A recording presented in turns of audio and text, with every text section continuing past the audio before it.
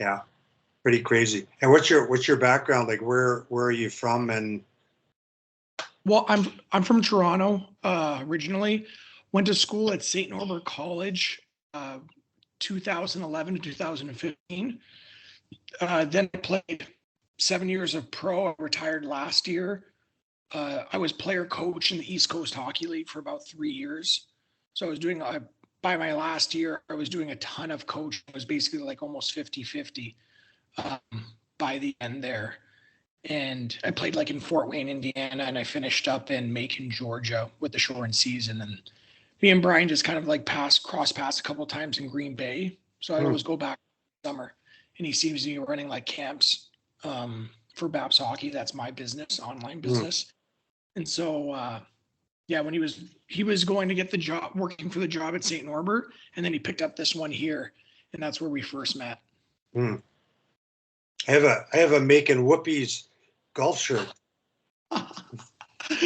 Oh, the Whoopies gear keeps coming up the Yeah, whole year. Everyone kept bringing it up, and it's very hard to get your hands on that. So like that might be yeah, bring it back to Macon. I'm sure people will pay a lot of money for that. yeah. I never thought about that. One of the guys, Wally knows him well. Jamie Pegg, who was my captain at University of Calgary when I was coaching there. One of my captains. Uh, he played there a year back in the '90s. Oh wow, yeah, that's because that's when they were around. They've talked about like the Macon Bacon, the Macon Whoopies. Mm, Now the Macon, it just it's a constant cycling of names, just because the ownership constantly changes, as you yeah, know. I missed the Macon Bacon era. That's a good one. It started with baseball. So like there's a Oh, couple that like fans would give in our little snack bags, and one they just has like a big piece of bacon right on the top of it. oh, And you're like, oh man, this is a tough logo. mm, talk about slapshot. Yeah, basically. I felt like Reggie Don times. Well, Mm, guys, Mason, I'm just going to ask the guys to introduce themselves to you. We usually have a similar group with a few different people on. You're a different guy today, and Hmm.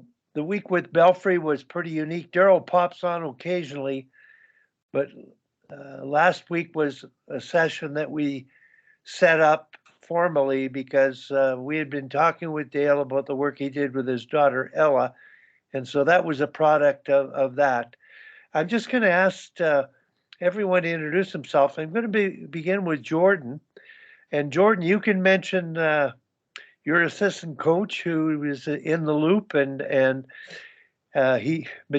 Mason will know her. Go ahead, and we'll just go around the horn. Okay, go Hi, ahead, Mason. Jordan. Yep. Okay. I'm Jordan Fenton. I'm coaching a U18 AA female program in Calgary here. Um, and in my day job, I'm a elementary school principal. So I've got the Oklahoma City Blazers throwback jersey from 2000 for St. Patrick's Day. Fun. And going on today. Wally mentioned one of my assistant coaches. We added an assistant coach shortly after Beijing when Cassie Betnall came back to Calgary area. I coached Cass when she was a bantam age player, and so when knowing she wasn't going back to Duluth for the remainder of the season, I hounded her a little bit and got her out. Came out and skated, and I know she just went out to the camp in Vancouver. Um, but it was kind of funny when we were chatting before she left to that. She said she got to be with the girls for a couple of weeks on the ice through practices, and then got to be on the bench for our playoff round to play us into the provincial tournament. And she said, I told my mom on the car ride home from the last playoff game, she goes, she said, I could really see myself coaching when I'm done playing. She goes, I really have enjoyed this. So it was something that she'd never even considered, she said. And so now she's kind of got the bug a little bit. So may have created a monster for you guys and the coaching staff, but because now she's thinking about it from that side of things. But what a great kid to be around, and I know that there's a bright future for her yet. Mason, we've had a few people join. Jordan mentioned the Beijing Olympics and your role. You're living in Moscow, are you? Yes, we're still with the KRS Pro team right now. Okay. And Jason, what was your role with Brian's team over there at the Olympics? So for me, like I was doing a lot of the individual video with players, and then just assisting with tactical decision making. We just kind of talked through some of the different tendencies from other teams, and I'd clip out certain things that we needed to focus on, or we all felt that was like necessary, and built some pre-scouts, and then just made sure each individual player that was ready to go and perform at their best. Like that was really the big focus. We had a decent amount of coaching, so we were all kind of like towards that. Tom, mute yourself, please. Okay. Mason, just for your information, I was in Toronto 2 years ago evaluating the Chinese Canadian players, and Brian was running the camp. So my role at Hockey Canada, when female hockey, after I coached in 2002, was head scout. And after that, I got involved with the Ontario Women's Hockey Association. They invited me in to evaluate. And of course, that's where I identified some players that played in the Olympics. Jessica Wong was on your team, and I remember her since she was 14, scouting her for the national program. So, okay, we're just going to go around the horn here. Tim, you can tell a little more about yourself, and I hope your ice time went well last night with the Pee Wee girls. Go ahead, Tim. U13s, and it's tonight, Wally. I'm sorry. That's okay. I have to go get a dementia check. Go ahead. Yeah, and I was going to mention Wonger as well, Mason, because Wonger worked with the Calgary Fire as an assistant with Tom, who's kind of going to be at the end of the line here a few years ago. And I coached Jess in with the Inferno the 1 year. I love telling the story how our power play, she was hurt almost the whole first half of the year. Our power play was literally 7 or 8% in the first half of the year. She came back and it was like 29% the last half of the year. We made the playoffs, and I have no idea how she wasn't an all-star that year, but that's female hockey. But anyway, my name's Tim Bothwell. We've chatted a little bit, but been coaching for about 30 years now, all over the place, and played about 500 NHL games. Lucky enough to. So that's kind of, and Wally and I kind of initiated this Sharks thing about 3 or 4 years ago, quite accidentally, and it's kind of grown into quite a nice information sharing platform. So that's awesome. Thank you. Okay, I know a number of you were on earlier, but Mike Pinelli's just joined. Mike, can you introduce yourself to the group? Mason's on. He's in Moscow, and I think you heard a bit about what he's doing, but go ahead and introduce yourself, Michael. Yeah, sure. Hey, Mason, welcome to the club. I'm kind of new here myself. So I'm here in the U.S. I'm down in the New York area, right on the Connecticut border. Work with USA Hockey from the coaching education standpoint. You do the player development program here for New York, and then I run my own hockey solutions company now the last 5 years, just helping organizations basically throughout the world, but mostly the U.S., North America, grow their program, build their program, find ways to retain coaches and train coaches, things like that. And then I do a big floorball program with the NHL. So keeps me hopefully getting busier as everything opens back up again. But welcome to the group. Yeah, thank you. Nice meeting you. Sounds like an awesome program you have there.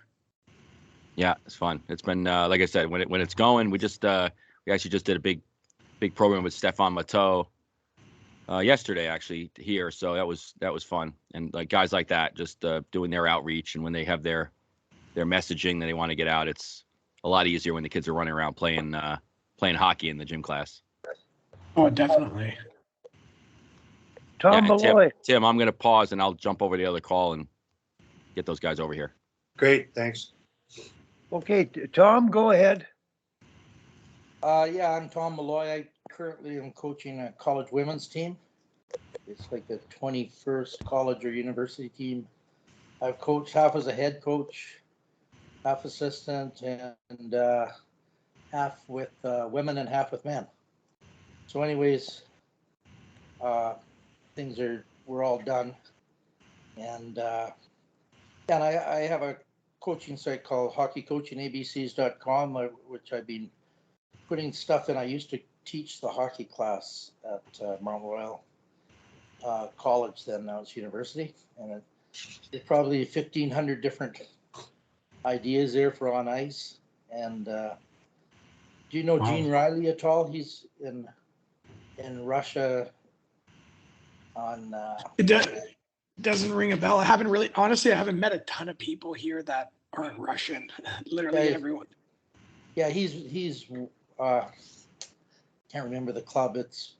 They have a major club, but he's in charge of development there. I coached with him. I knew him before, and then I coached with the Red Bulls in Austria 1 year, and I coached with him. Yursinov was there too. He'd come 1 week a month. But anyways, I've been working the hockey stuff a long time, and I did a lot of stuff with Johanni Wallsten from Finland, and we developed the program for Austria together, mostly him, but I helped along with it, and went to Vienna about 3 times to in-service them. And I've coached all, minor hockey also. So I've been just around for a long time. But, and I joined the Sharks kind of when it started, when we were meeting in coffee houses. So I jump on here to listen to the ideas and share thoughts. That's about me. Thanks, Tom. Nice meeting you. Good meeting you. Now, I want to introduce he is the youngest guy here, Al Ramsey. He's in Massachusetts. And I regard Al as the roots guy because he's working with the youngest players and he's helping them get ready to be at any level they want to be and be really good people when they're done playing. So, Al, go ahead. Introduce yourself, please, Al. Thanks, Wally. Hey, Mason. Follow your Instagram page. Seen some of your stuff on that. I think we've had a couple of conversations there too. But I'm a volunteer. I think we have. Yeah, I agree. I do remember that now. Yeah. So I'm a volunteer hockey director at a nonprofit town youth hockey association in Massachusetts. We got about 500 kids or so. I'm also a coach at a AAA club association here in Mass.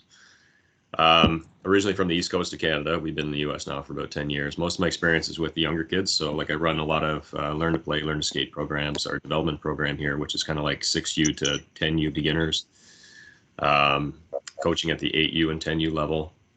And I'm involved in the USA Hockey Coach Education Program that Mike was talking about for Massachusetts. But the way it's kind of gone the last couple of years, it actually ends up being pretty national. We're doing everything over Zoom calls, so it's kind of neat. You get to talk to guys from all over the country when we do our presentations. So yeah, that's I do skills for Power Edge Pro here locally, and that's kind of my spiel. Yeah, that's awesome. You're able to connect with so many more people now too, especially with Zoom. That's the nice advantage it has. Oh, the Zoom for the coaching and education thing's been great. So you're doing your presentation, you got your topics and stuff, but you might end up in a breakout room with, a guy from Minnesota and a guy from, somewhere mid-am, somewhere on the East Coast, and sometimes down in Carolina or Florida or something like that. And everybody's got a different story, so and different issues that they're facing. And that's how you can come up with the best solutions. Yep. But Well, nice to have the opportunity to chat with you, Mason. Yeah, no, it's great to finally meet you. I don't get on. I'm a little bit spotty. I do all my stuff on a volunteer basis, so I kind of jump in when I can between work calls. So. Yeah, no, understandable for sure. Barry Midori, he's working for Hockey Alberta. He's in a mentorship, leadership role, vast coaching experience and playing an important role in a provincial governing body. And I'll get Barry to introduce himself. Mason, I'm not sure if he's aware who you are. I'll just make a brief introduction. You're in Moscow right now, and you've worked with the Chinese national female team in Beijing, but you're doing hockey development work in the pro league there now. That's the men's league, the KHL, is it, Mason? What? No, it's the women's league. So it's the women's pro league, ARS, and then the men's team is over now. Basically, KHL is just in playoffs now. Okay, Barry, go ahead.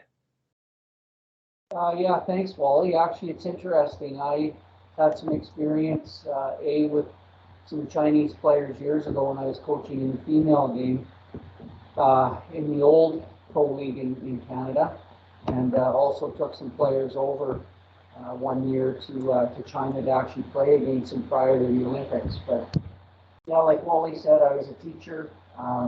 Started a skills academy, operated it for 15 years in Spruce Grove in Alberta, and started working with Hockey Alberta as the mentor for them.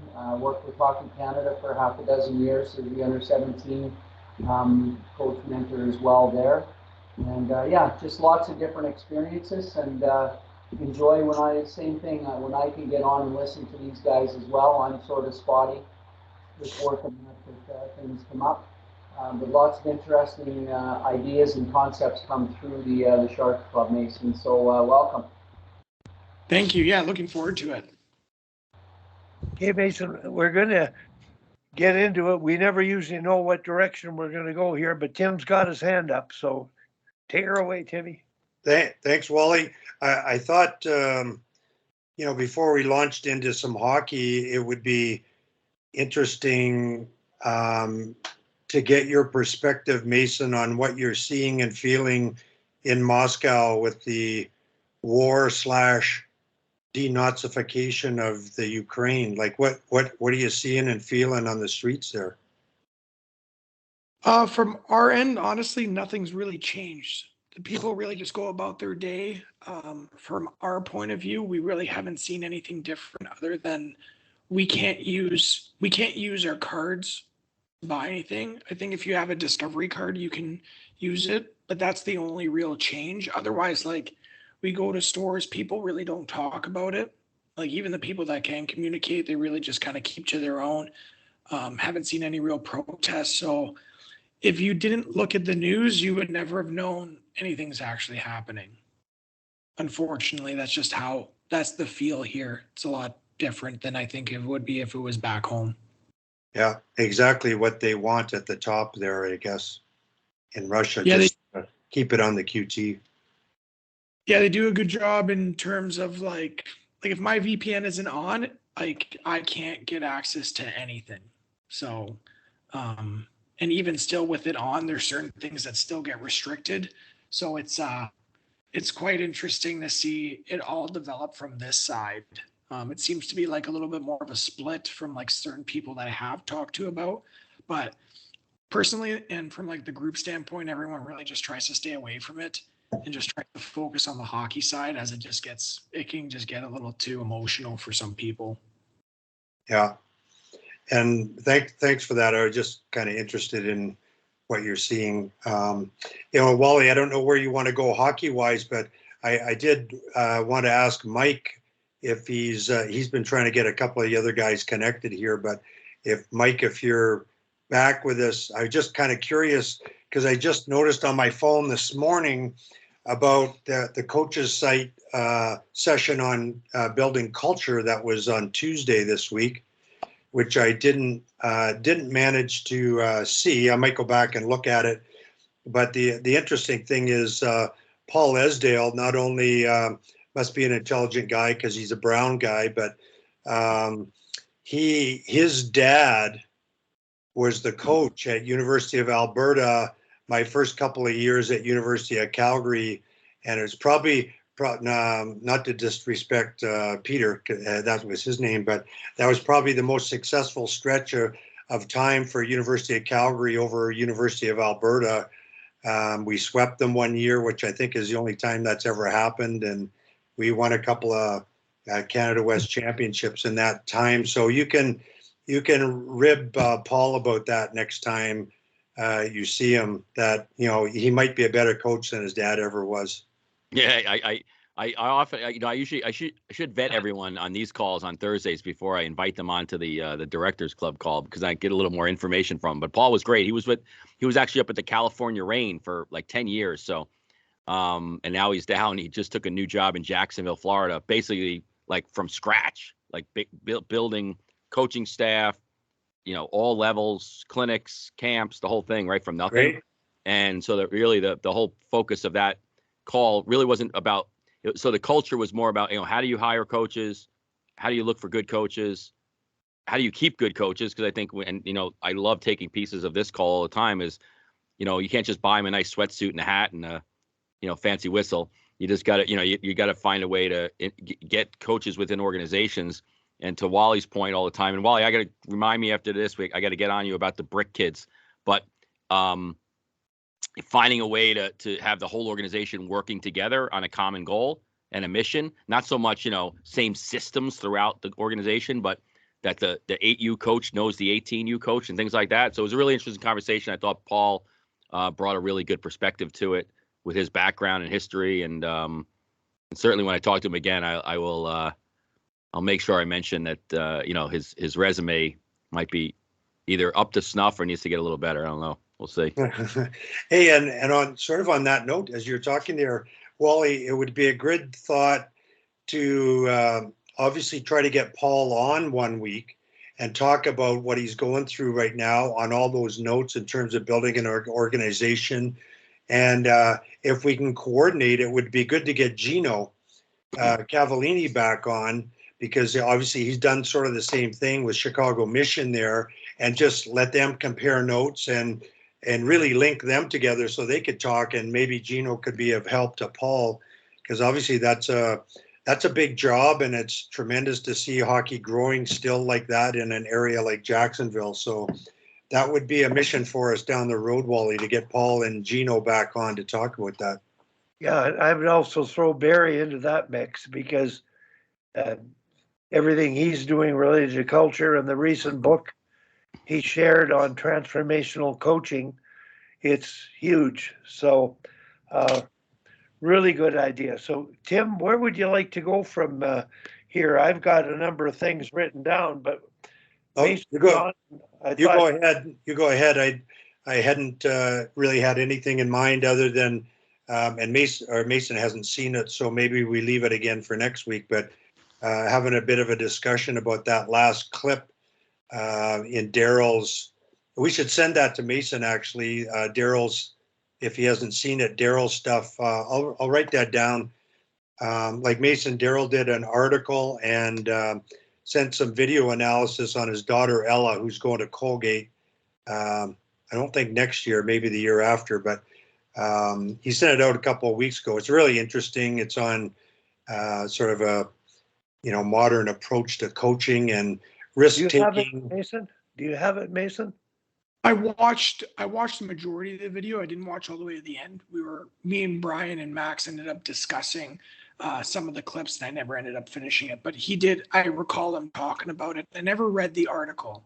I didn't know about an article he wrote. Yeah, there's an article attached to the link, I believe. You should read the article. It sort of fills in where he's coming from. I mean, it's kind of obvious where he's coming from the video analysis, but the article's really, really well written, and it sort of sums up his thoughts on, the use of the term cheating and, and all that sort of stuff. So, and for me, I really love the video analysis, but the last clip in particular for me, I would love to discuss it with Darryl at some point, because I would sort of take exception to a few of his observations in that video, and it might be the only thing through the video. Anyway, so we can leave that maybe till next week, Wally, okay. And so we can go anywhere you want to go. Well, I'm curious about Mike. I always thought that Aaron Wilbur was going to try to get on a session. Do you know anything about Aaron and to the coaches site and members coming on at all, Mike? You know, he's in Vancouver, so I think at this time in the morning he's dropping the kids off. So he says he's going to try getting on towards the end. You know, I keep forgetting you guys are a lot earlier than us. So, but he's he'll jump on. Actually, I was going to ask Al too if he knew Brant Berglund over there in Mass too. But Brant's I forget which organization he's in, but he's a huge small area game guys. He works with the NHL right now as he does like a branch off of the EXO system, but he does it now for the NHL. So all the iPads and all the information on the benches he's managing.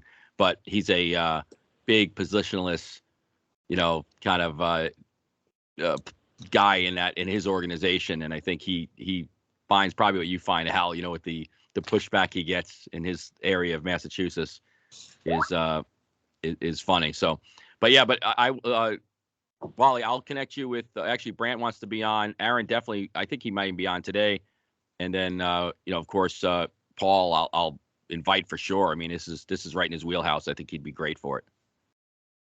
Mike, I got a question. Did you say positionless or positionless list? Positionless, you know, just he's more of, you know, he just sticks out 1, 2, 3, 4, 5 as opposed to, you know, telling a kid you're the left D and that's what your dad says you're best at and that's who you're going to be for the rest of your career. I just wanted to throw this in for everybody.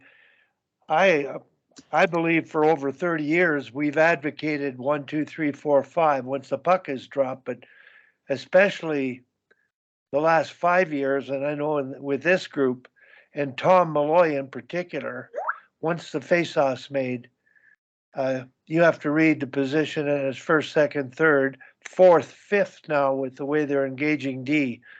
So it starts at minor hockey, and maybe as the kids grow up and those young coaches buy into that free pay concept, the hockey world will become more open-minded to yelling and telling structured coaching. So that's just something to let you know what we've been talking about for quite a length of time here. So does anybody want to add on anything to the line between coaches possibly overcoaching and the line between structure and the freedom to make decisions? Anybody? Barry, I'm wondering, I don't see Barry Midori still on, but I'm curious. He's worked with national coaches at the U17 level with 5 national teams, and he works with 8 provincial zone teams, and Tim is a mentor of those teams. So Barry's still on, Wally. Okay. Barry, can you comment on that in terms of the challenge you face with staffs coming into the philosophy of, and positionless is a bit frightening term for some people, but would you comment, Barry, please? Yeah, one of the reasons I started researching this transformational coaching, Wally, which is Socratic, I guess, just a different sort of a term for it, is because of what you're talking about. Most coaches that we work with, whether at the branch level or when I was working with Hockey Canada, are very much traditionalists in the way that they coach, both from the standpoint of the athletes and how they view them, and then the structure, the X's and O's of the kids as they come in and how they want to coach. Babcock said it years ago that structure protects the individual, and I think a lot of people still sort of follow that theory of the fact that, you know, somebody makes a mistake, everybody's going to cover up for it, which is good, but there's more underlying to it than just that little piece. It's very difficult to try to get coaches to see a different way of coaching. A, the parent pressure, B, the winning thing. With most coaches coming in, and it relates to the pressure. A lot of them want to end up getting to the next level, so they feel that by winning a lot of games, that's how they prove themselves, whether it's shortening the bench or whatever. But the idea of positional play, we saw it probably 4 or 5 years ago. The U.S. at the under-17s they had a team, and I can't remember who was coaching them. It was up north in Dawson Creek, Fort St. John. But I spoke to the head coach on a couple of occasions and the whole staff about how they had played the game. And they played exactly what you were saying, a five-man unit, not three forwards and two D, more so in the offensive zone, but still taking a look, even breakouts and that nature where they were trying to just support the puck. What he ended up saying, and Mike sort of says it in some of the things that he's saying, is the whole concept of small area games. They used it probably 80-90% of the time in their practices. And he said what it ended up doing is, especially in the offensive zone, there was nobody that was playing defense. It was if there was a loose puck, the first one to it went, and everybody reacted to it. I thought not only did they play the game tactically well, but their hockey IQ was beyond belief. Probably the best U17 team that I've ever seen play in that event. They went on to win that tournament. I think they won it anyways or finished second, but they were very good at what they ended up doing. And it was fun to watch them because they ended up just employing that sort of a method. Actually, they did win because Team Red played them and they got beat the first game in exhibition. I think it was 9-0. And the tactic that we ended up using to try and counteract it, because we went down early in that game, was we stretched one or two players every time the puck came in our zone. So they had to respect that, and they had to change their tactical way of playing in the offensive zone where they couldn't have 5 people on the puck. They still did a good job at a 3-on-3 or a 4-on-4, but it sort of took away from their overall game and was the only thing at the time that we felt would end up working, and it did. We did come back and win, but was close.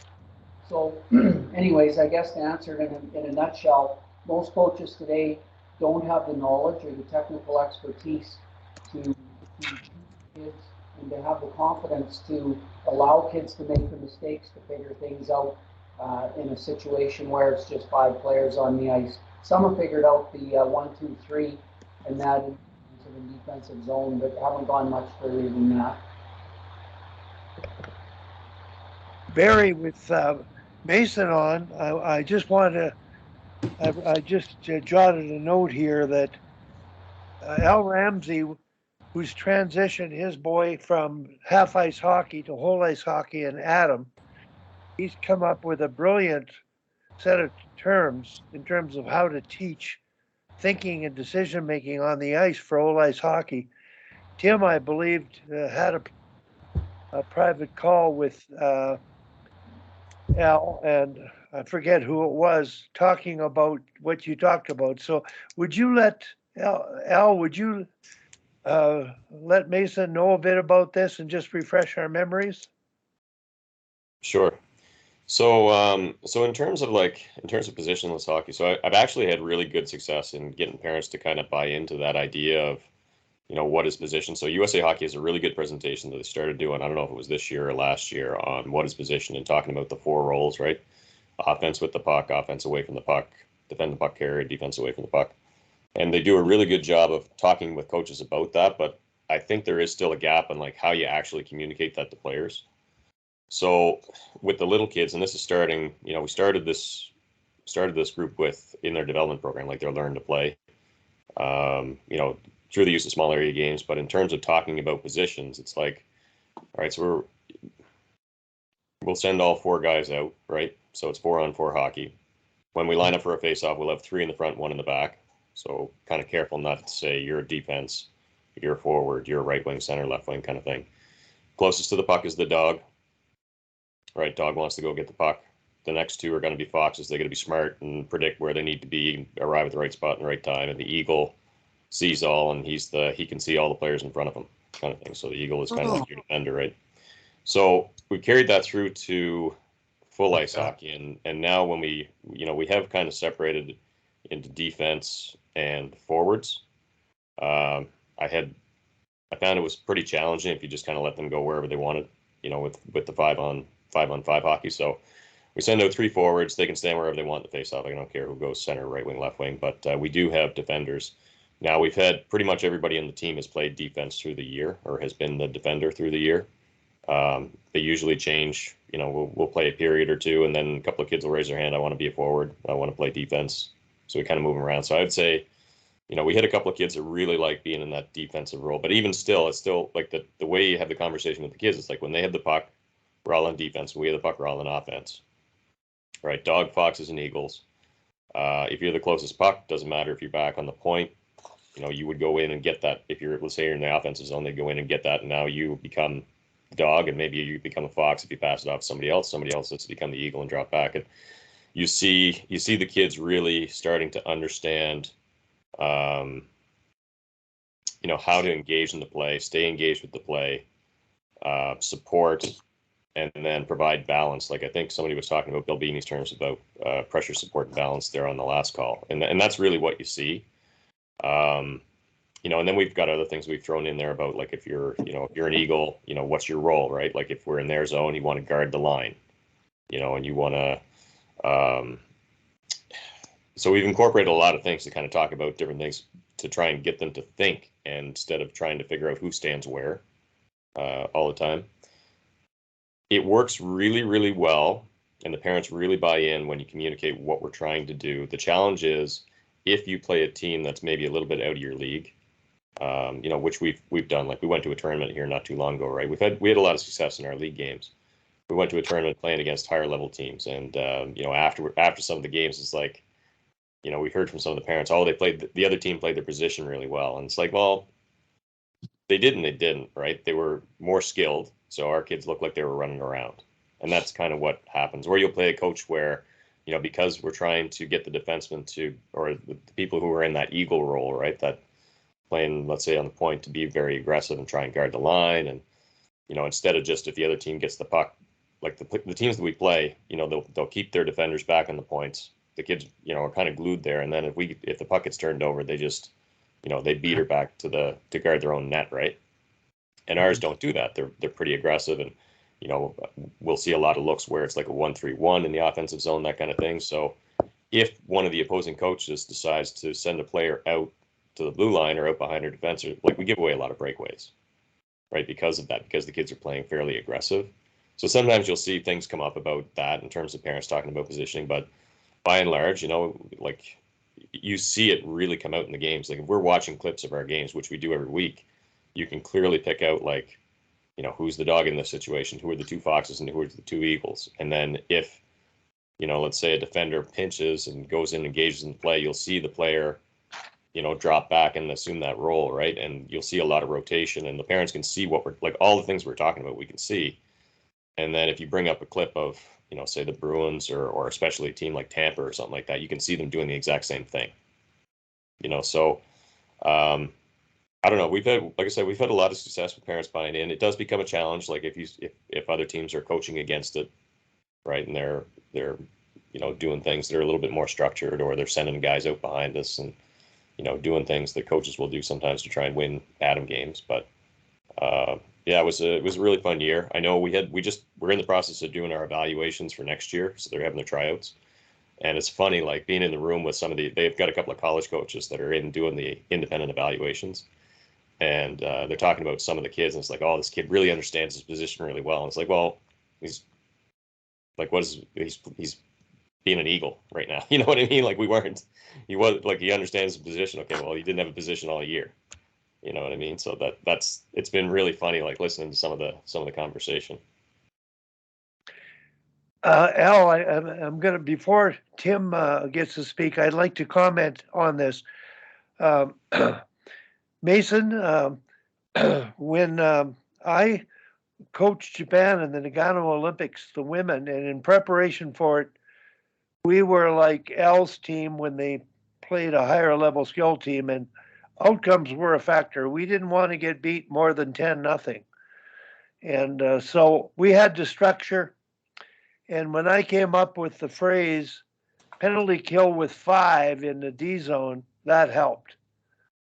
And I think they really would respond well to the dog, fox, and eagle theory if we can get into their zone, especially in the second period back in those days. They've all come a long way, but I'm just thinking that the score clock usually determines how structured you get to play safe and play not to lose.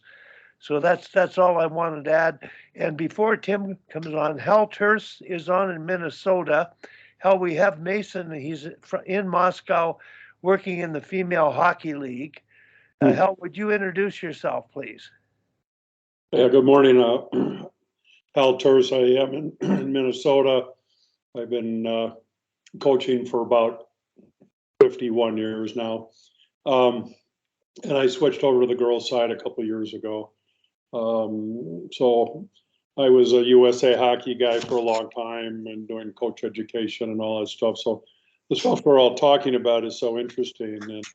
And I've, I use with my high school girls I was coaching last 2 years is one of the things is that they're watchers, they're not players too much, and then they don't compete very high until I had to bring them a video of what a junkyard dog looks like, and which I would assume most of you know what a junkyard dog is, and then they kind of got it, and I said, play like a junkyard dog and get the puck back. I mean, so we had a lot of fun with that analogy for the last 2 years, and they get it. So I think we're talking, especially on the girls' side, and Darryl had some really good comments the last couple of weeks. We got to talk to them differently, and you got to present the concepts differently because they play differently, they react differently. So, anyways, I think I sent you a photo too, didn't I, Wally? Yes. Yeah. So okay, Timmy, go ahead, Tim. Wally, Darryl's on too, I think. Good. Well, Darryl, I'm not sure if Mason and Darryl know each other or not, but yeah, I'll just get Mason to introduce himself to Dale if he's on, and I'm assuming you are, Dale. Darryl. Darryl, sir. Okay, Mason. Darryl, are you on? Yeah, I'm on. I'm just driving, so I'm listening, but I'm on. Okay, well, Mason will introduce himself. He's sort of a first timer, and we're just talking about different things that happen in the Sharks world. What we've talked about, especially in terms of hockey sense and decision making and the simplification of it. So, Mason, would you introduce yourself, please? Hey, Darryl. First, I'll say awesome video with some great ideas. That's kind of how I got brought to the group. And in terms of my background, played 7 years as a pro in the East Coast Hockey League. Did a lot of player coaching the last couple of years. And then I transitioned into the KRS, Kunlan Stars organization in the women's league up here in Russia with Brian Adolsky. And really just been immersed in a lot of this. It's a whole different feel. The first time working with women and understanding, it was really cool. When you talked about some of the terminology you had to use, because it's much different than with the men's side, and how to get them to buy into certain things that you want them to do. Okay. Thanks. Yeah, Go ahead, Darryl. women's. Yeah, I think it's just like anything. I think that often we view men and women. We view them, of course, very differently because they think differently, they talk differently, they respond in different ways. But it's also the same as age group. I view it the same way. It's just evolving your vocabulary and the things that you're using to talk to people based on what's appropriate for that population. So, you got kids that are 5 and 6 years old. You're going to use different terminology than you would if they were 14 or 12 or 14. And then if there's a gender difference, then you're going to change that as well. So I think that one of the things we have to do is just have a better understanding of, at the end of the day, it's not up to the player to communicate the message. It's up to you. You're the coach. If you want them to do something, it's really up to you. Now, if you have a captive audience and kids that are respectful and they want to learn, then that's helpful. But at the end of the day, you have to come up with the vehicle that drives your message. And I'm of the opinion that it doesn't really matter what it is. You just, whatever's effective, do it. Because you can be the smartest person and have the best message, but if you don't have a vehicle that delivers it in a way that they can understand, none of it really matters. And that's a real core principle that I really believe in. I think that communication is everything, and that's why I love talking about it. I really like to understand vocabulary, how we use vocabulary, and I'm often in situations as well where I have people that I'm working with who do not speak English as their first language, which is another challenge, which makes you have to adjust, speak. So those are all real factors that weigh into my life all the time. And so I can't think that I'm any different than anybody else.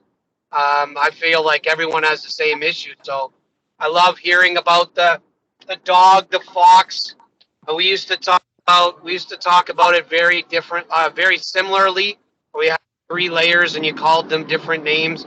I think we called one the rabbit. I think it was the rabbit and the fox, something along those lines. But it's just the whole idea of creating a visual in their mind about what their role is. Then you evolve, like older, we start talking about triangles, and then you start trying to figure out shapes. So the best part about understanding a triangle is I have to find the triangle. I have to look.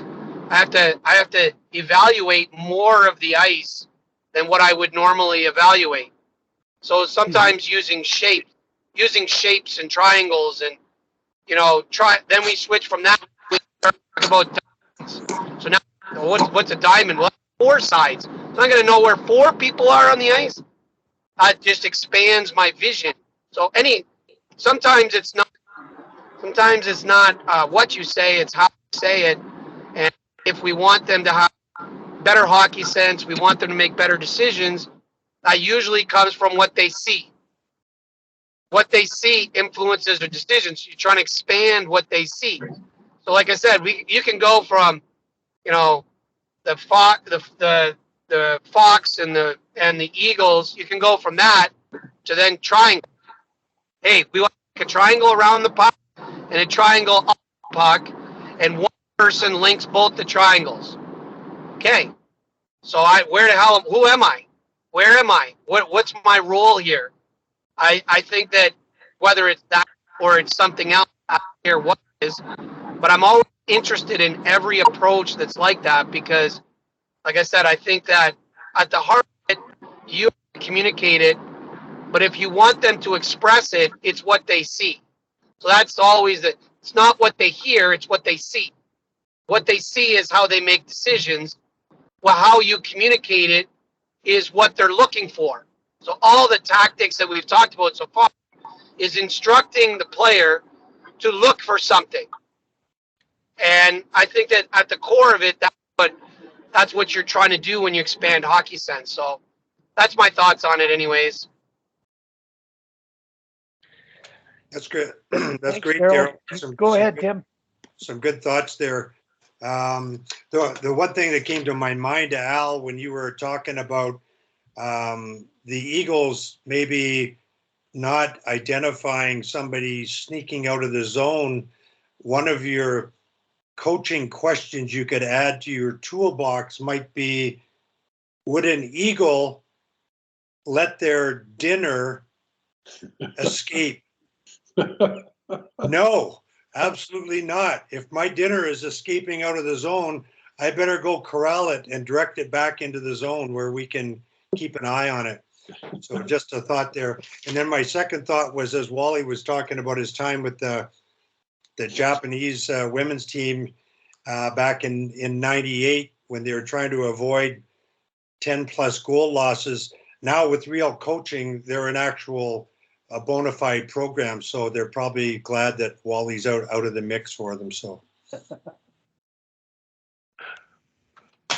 I like Sorry, that. Wally. I like that with the eagle and his dinner comment. I mean, yeah, and that's the thing, right? If you're trying to teach concepts like that, as opposed to telling them where to stand and where to go all the time, like one of the things that, like, you'd be talking with them about guarding the line, but you also need to have your head on a swivel, right? And recognize that there's somebody who's trying to sneak behind you, right? So you have those conversations. Like, one of the most important things that I've found in trying to approach the game this way with the kids is that there was something that Darryl talked about in his book around creating an environment where kids have permission to fail, right? And we've really tried to take that to heart, because if you're trying to do this kind of stuff, they're going to make mistakes, and the other team is going to capitalize on them, and you're going to give up goals. Like, some kid is going to take the puck and try and go behind in front of the net, right? Or they're going to try and make a pass, and it's going to get intercepted. Like, it's just going to happen. They're going to forget, and be focused on the game. Somebody's going to get behind them. We're going to give up a breakaway. Like, it's going to happen. So how do we react to that as coaches? And I think that's one of the toughest things, especially in talking about this approach with the parents, is letting them understand, like, we've got a process, and we're trying to teach things a certain way, and we know that kids are going to do things. They're going to screw up. Sometimes they're going to make the right decision, and they're just not there yet in terms of the execution to be able to do what they wanted. And that's probably more of what we see than anything else, right? Like, they knew who they wanted to pass to, and they probably made a pretty good decision, but then the pass was off, or was weak, or whatever, and it got intercepted. Like, there's all kinds of stuff like that. So how we react to the kids is going to dictate whether or not, they're willing, if they're, let's say, the Eagle and they're out on the point, whether they're willing to walk into the slot, if the play is down low, to try and engage in the offense, or whether they're going to glue themselves to the blue line so nobody gets behind them. Al, I just had as you were talking there, I just had another thought that you should, and I just found one on YouTube, real easy. There's a great little video. You know how eagles are always scanning for their prey. They're always turning their head. There's a great little video on YouTube of an eagle doing that. That should be another coaching tool for you. See what the eagles do? They scan all the time. They're looking for their prey all the time. That's great. I like and the prey concept is good too, because that's one of the things that we've been working on all year, is like pressure versus contain, right? So, that's I think the prey is probably a good analogy there too. On the pressure contain thing, might not be quite as appropriate, but it is in some ways. I've always used, going back to Roger Nielsen's old thing when he put his dog in front of the net back in the junior days and demonstrate to his players how the dog knew how to contain the guy trying to come out from behind the net. But I've often showed my team's video, and I don't know if you've ever seen the cutting horse competitions at the Stampede Rodeo, but fantastically athletic animals, those cutting horses. When they try to, they basically have to separate a cow from the herd. And if you Google cutting horse competitions, it'll be a great visual for kids in terms of, not approaching their victim, so to speak, but containing the victim where they want to contain them in a small space. So there's another That's a good one sort too. of suggestion for you. Oh, I appreciate that. That's a really good one. As a sideline to that, I used to ride cutting horses. And when they separate that calf from the herd, Yeah. the rider can't use his hands anymore. He has to steer the horse with his legs, or the horse is instinctively, the rider's just there to, stay balanced and stay on top, because it's a very, very competitive and exciting way to compete in the equestrian world. So that's a great idea to show that to kids. Yeah. Yeah, it's a fantastic event to watch. And yeah, absolutely. The riders have to hold on for dear life onto the horn of the saddle. Otherwise they'd be out of there in a split second. Those horses are so friggin' athletic. It's fun to watch. Anyway, just some thoughts there, Al.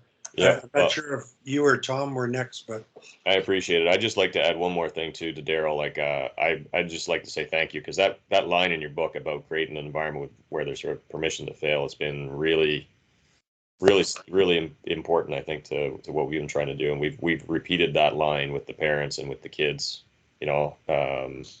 so many times this year. And I think it's really important, and it's been very, very helpful. So thank you. Kind of changed my perspective a little bit on things. Thanks. Thanks. You have no idea how happy I am to hear that. I really appreciate you mentioning it, and that if that you got something from the book that you've been able to use, that's really meaningful to me. I think you're next, Tom. Yeah, I think one thing that's really important in all this reading the game is that the way humans think is in patterns. And one great example of that, I'm sure you've all read paragraphs where they just put in the first and last letter of the word, and you can read the whole paragraph because our mind doesn't read every letter in a word. It finds patterns, and the same thing with playing hockey. And I think it's Bill Beanie talks about recognizing patterns when you're playing. So, if the D is up the ice, the last player should see, if you see three players in front of you, then, the pattern that you want to have is have another player back. It's like the same as Wally did with the Japanese girls with the one player, Yohani did with Turkey. He coached them in a world championship. And he did a box and one, he called it, because they weren't very good. So they're protecting the middle of the ice, but one player is always on the puck. And I remember he said they won their first game ever against New Zealand. And he got a letter from the Turkish Association saying, Allah must have sent you to us. So that was the... They meant Al Ramsey, not Allah. Yeah, so I work a little bit with Denny Ince, who's now the head coach of Turkey, and he just started a youth program there. I think it's in Istanbul, and it's pretty interesting. And he was going to bring a whole bunch of them here to Jasper this summer, but I guess we're not going to have our camp in Jasper. But but patterns how we think. So if you can clarify to the players what pattern they should be in, then they can rotate from spot to spot. And you can't have five in and nobody behind them. So I want to throw that into the conversation. Barry Midori, please. Oh, hang on, Wally. Before Barry and Hal, and thanks for that, Tom. Paul Esdale, Mike linked us up with Paul Esdale. Paul, why don't you introduce yourself? Now we've got Brown University bookends here, so everybody else is waiting with bated breath to hear from you. Well, appreciate it, guys, and thanks for the bat signal there. So nice to meet everyone. My name's Paul. I am currently in Jacksonville, Florida, taking on a new project. I was recently in California for the last 10 years, working with the Junior and Youth Hockey Club, and I played my college hockey at Brown University, and grew up in Edmonton, Alberta. My dad was a career coach for 25 years, coached at the U of A for a long time with Billy Moores and Claire Drake. And so I grew up around them.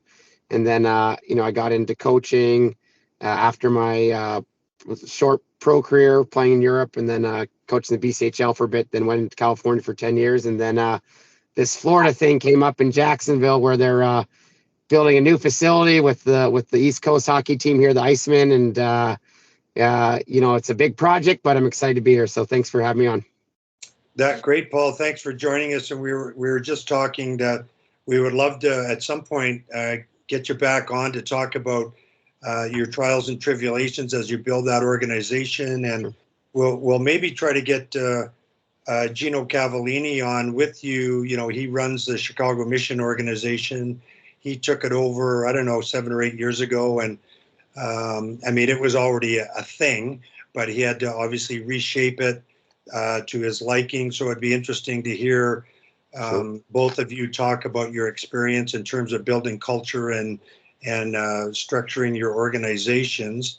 And on the personal note, please say hello to your dad, because he and I, as you probably know, battled when I was at University of Calgary, and I was just running roughshod over him because I did say it was most successful run the U of C has had over the U of A and your dad's tenure there. So, but pass on a hello for me. I will. Thanks. I appreciate it. They live in Fort Myers, Florida, so I'm about 5 hours away from them now, and they're in one of those golf communities, enjoying the golf cart life. So appreciate that. Oh, awesome. And just on a Brown University note, we've got another alum doing some nice things in the coaching area, Erica Crom. What year were you, Paul? So I went to Brown from 99 to 03. So I graduated in 03. Okay, I think she was 11, class of 11, but she's currently an assistant at Yale with the women's team, and they're going to the Final Four for the first time ever.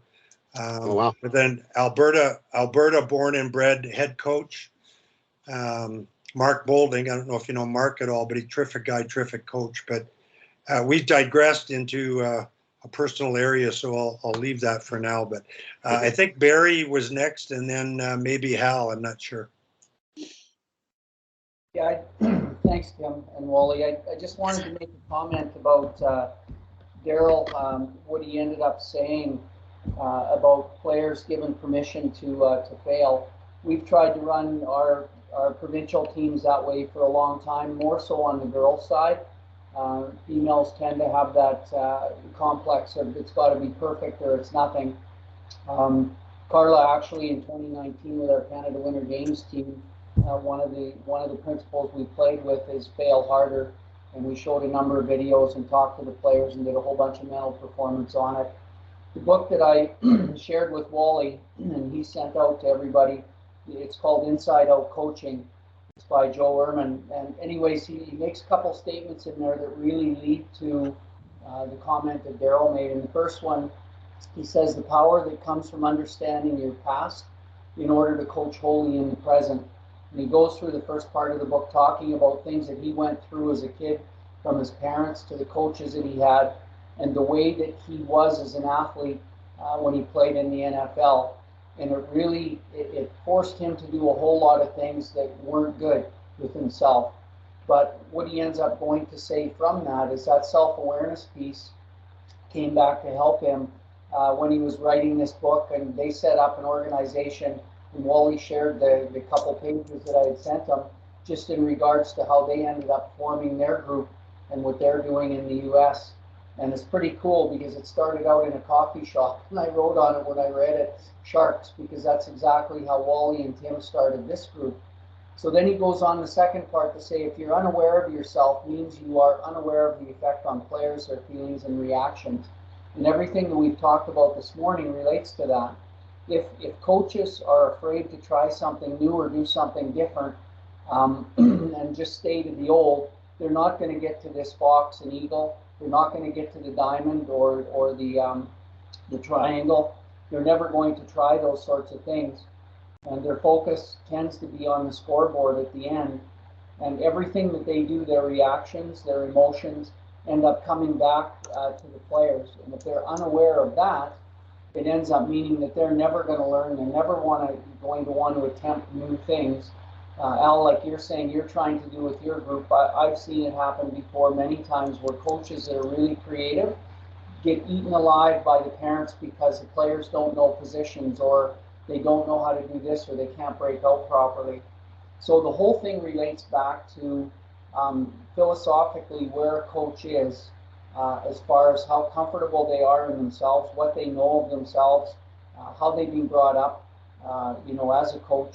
And at the end of the day, it's all about, like Wally keeps saying, for the good of the game. And that's the importance, I think, of the messaging that we have here is there is opportunity to change people. It starts with coaching young kids and getting them to believe and see what you're doing. And then you hope that that next group coming through, which is them, will coach a little bit differently, much like Joe was saying he has learned in his life. Hal, I think you were next if you still have your hand up, or Tom. Maybe you're. I can jump in I love the permission to fail. I've always, not always, but in the last 20 years, tried to create an environment for kids.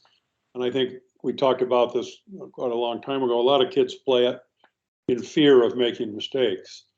And if you can eliminate that fear, and then encourage them to make a play, I think you're making a lot of progress with kids in their not only their play, but their enjoyment of playing. I've always said also, mostly when I was coaching at the high school level, boys, is that the players need to learn to become their own coaches. So that's about being self-aware of not only what their skills are, what their strengths and weaknesses are, but also what they need to do to realize whatever goals that they personally have within the game. And as a coach, we can't direct all kids because we don't know what they all want, and we only are with them, at least in Minnesota, we're only with in the high school system, we're with them for 16 weeks out of 52 weeks. And then we get permission to do some stuff with them in the summer, but we're not allowed to contact the players in a coaching relationship in the off seasons. And so it makes it a little harder for those kids. I've also found for the girls that, permission to fail and putting them in an environment that encourages them to, to try harder, try to fail harder. They learn a heck of a lot faster, and they have a lot more fun playing. So that's all. I just wanted to sort of layer up on top of what Darryl had said. Now, thanks. I don't know if Tom, if you wanted in, I see your hand is down now, but if not, then I think it's Mike, then Darryl. Yeah, I know. Just real quick. I mean, I think Joe's book, when I read it too, Barry, I think it was more like you see the little pieces in there. I mean, obviously he was really, if you get to read the book and really see how vulnerable he was in his own right, describing his childhood and, kind of his failures, going in. It was funny. I had mentioned earlier on the call that I was working with Stefan Matteau on an outreach he's doing. And he experienced the same thing, like a person, like you think about this guy, you look at this monster of a human being, and, he couldn't even, he got made fun of, he was 14 years old because he was bigger than everyone else. And, he's always a guy looking down. He said he'd walk through the hallways, looking down the ground, never had any self-confidence. But then, you found those coaches. And I think Joe was really one of the first ones, that I read or, that I got to follow because, I tend not to, there's not a lot of hockey people out there.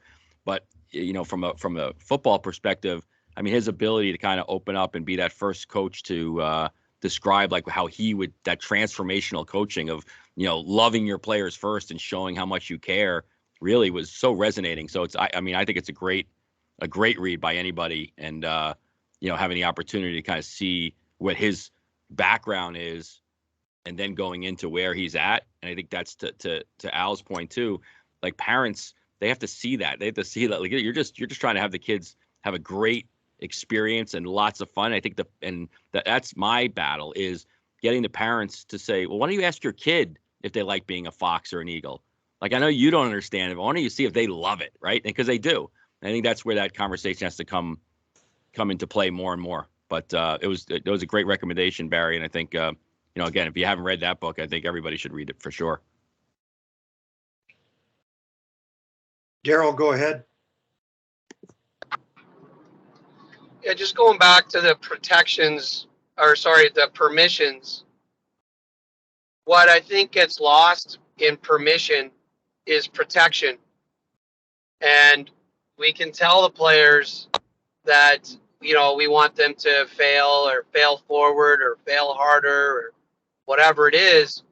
And that we want them to be trying to do different things, or we have coaches who are in organizations who are also trying to, do something a little different. They're trying to, enhance the player's hockey sense. So they do things a little differently.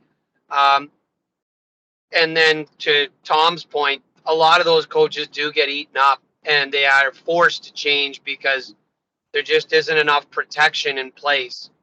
And I think a larger conversation on permission has to be, the permission is one part of it, but what are we doing to protect the environment?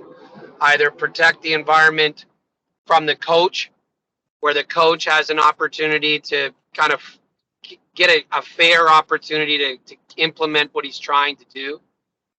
Protect the players who are trying to do something, and maybe the failure rate just gets up just a little uncomfortably high at times.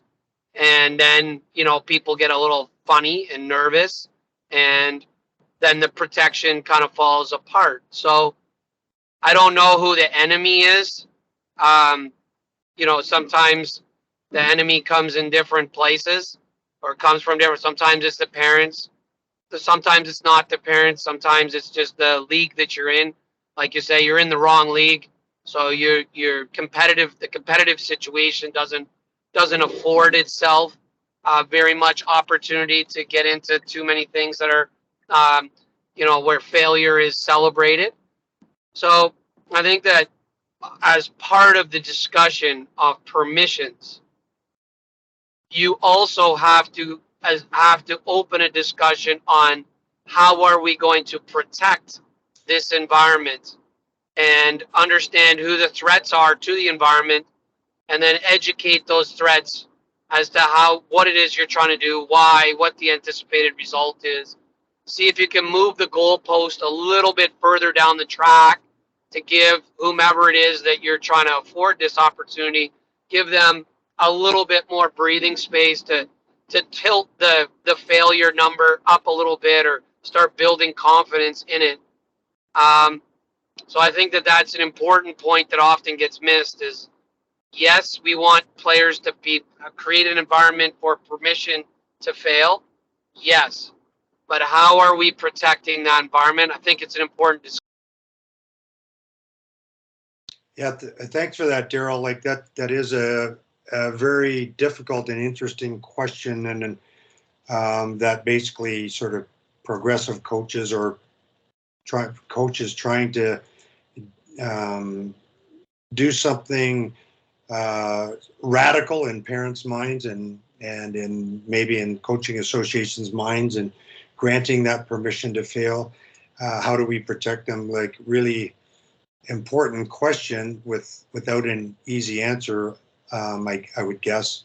I wanted to touch back, and maybe because I had another thought, in sort of like Darryl, your concept of progressing from the dogs, foxes, and eagles to maybe the shapes and triangles.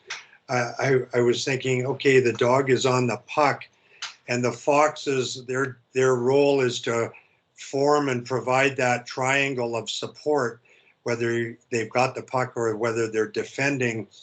And my thought came to my brain that if you're at all familiar with prairie dogs, gophers, Hal will be in Minnesota, gophers, but they always have a backdoor entrance or exit from their underground home.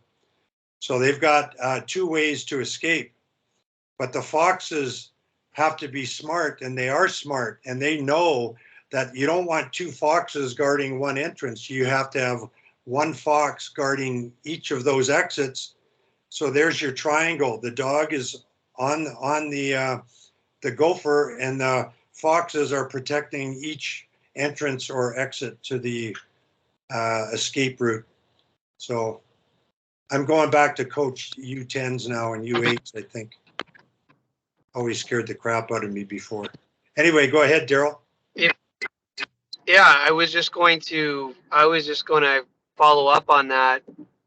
So again, you're talking about how you're communicating and evolving from one level of communication that describes a certain action and reaction and anticipation, and you're trying to speak to the player in terms in which they can understand. So you use creative analogies like the ones that we're talking about. Those are phenomenal. And then now you get to them when they're a little older, and maybe that analogy is not as, it doesn't hit home as hard. Now you go into something else. So whether it's triangles or shapes or something, it does the same thing. And it describes similar actions, reactions, and anticipations, but it does it from a different way. And I think evolving that is really important. So as part of this discussion, I'll talk to you a little bit about things that are in my life right now that I'm going through. I'll be curious on all of your thoughts. So I want to take you to a retrieval. So puck, play goes in, the defenseman's going back, and he's on a retrieval. And we talk about all the footwork that goes along with that. We talk about, making sure that you have a pre-touch position. So before the puck even gets dumped in, what's your line, getting on a line. We do all the technical stuff. But at the end of the day, when the puck goes back and you're running back to go get it, there's a time in which the ice is shrinking and your vision for what's going on is also shrinking.